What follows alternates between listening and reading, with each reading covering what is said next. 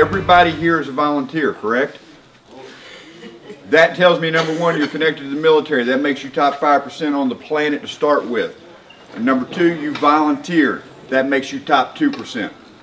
I have absolute confidence that anyone in this room can find a way to do what you're trying to do to be an entrepreneur. Me, I started out in the trades after I got out of the military. I left the military in '88. I came out, started trying to figure out what I was going to do to make some money, you know, pay some bills and buy some toys and stuff. And kind of went into contracting. It was a family inheritance. My family had a company in the 70s and 80s. I'd seen a lot of things. It's always amazing when we start looking at tools and stuff today, the things that my father would absolutely have died for, technologically speaking, the tools that I have that they hadn't even envisioned at that point in time. I can do things today in 20 minutes that would have taken them an 8-hour mandate to accomplish.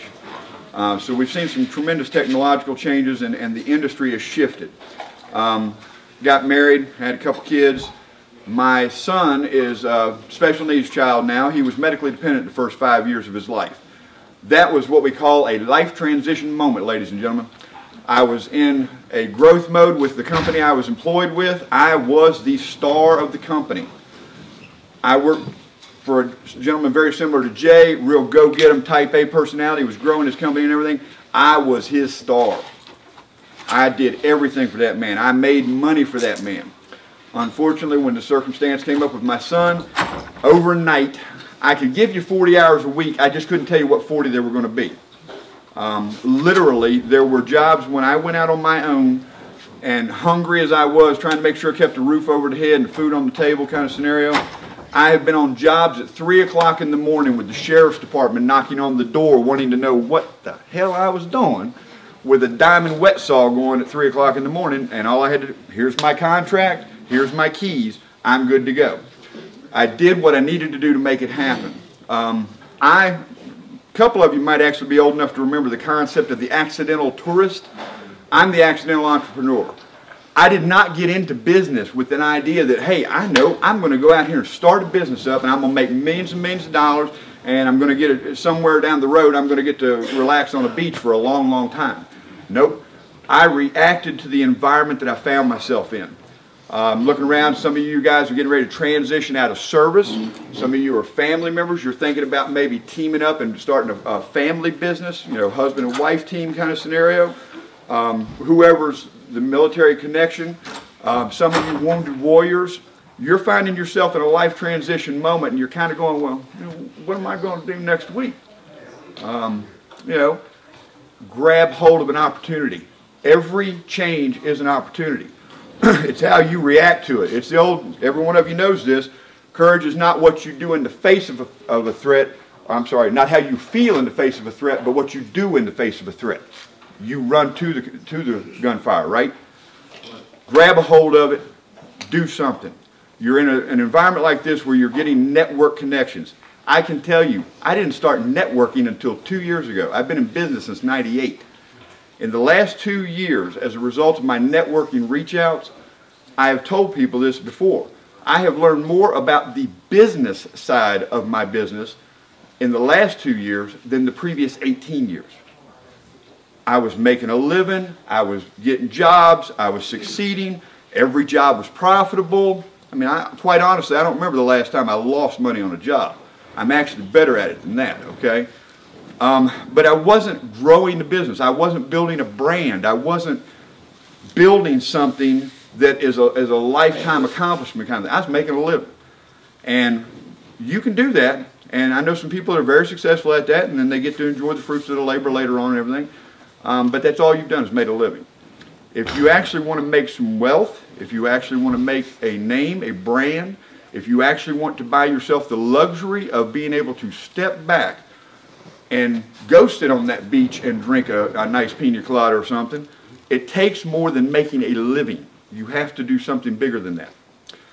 Disposable income. I'm sorry, who's got disposable income in this room?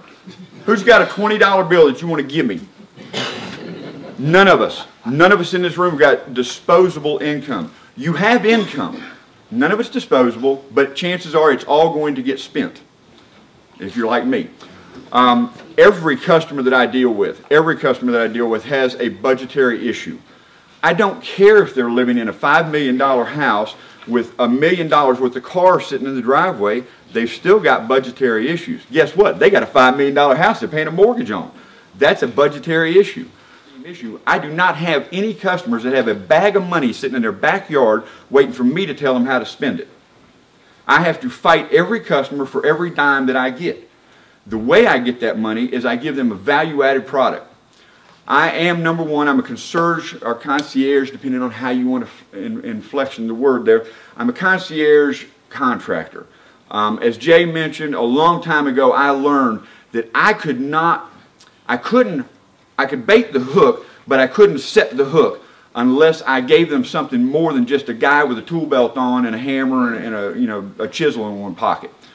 So a long time ago, I started adopting this thing of, if I didn't do it, I found out who did it for you. You know, you asked me about, you hired me to do say you hired me to do some rotten wood repair on your house. And oh, by the way, we're thinking about putting in a brick sidewalk or whatever. I don't do masonry. I'm not interested in masonry. It's not my thing. I don't particularly like it, and it's really hard on the skin, okay? Yeah. So I would go find this person for you, and I'd bring them to you. And guess what? Once I start solving your problems, you see me as a problem solver from then on.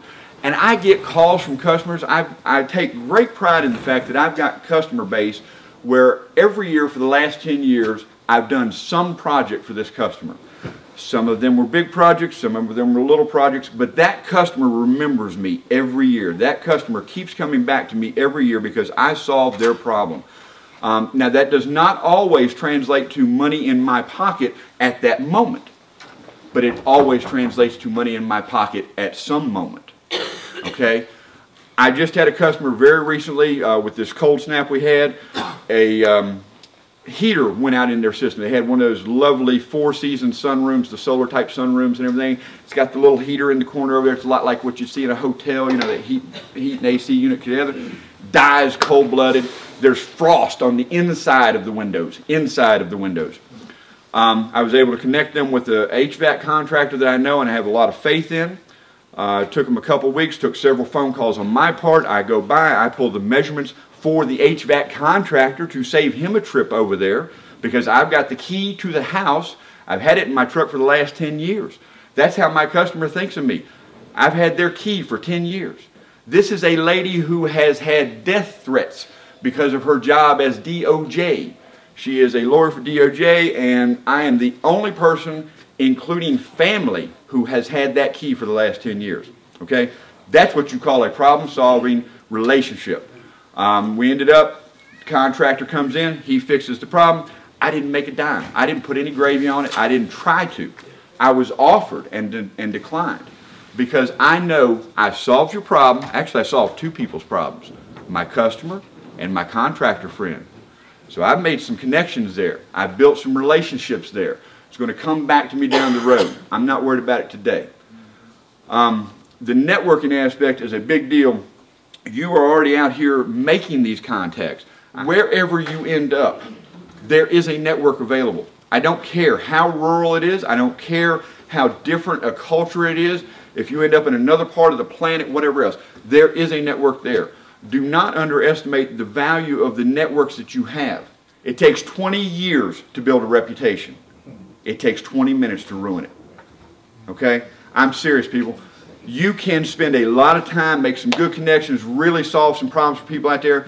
One bad job. And I'm not talking about one job that went bad. Something happened and it was unforeseen. I'm talking about you doing one bad job. You cutting a corner. You misleading your customer. You not delivering the product you promised. That will ruin you. And it will take you another 20 years to build back up from that.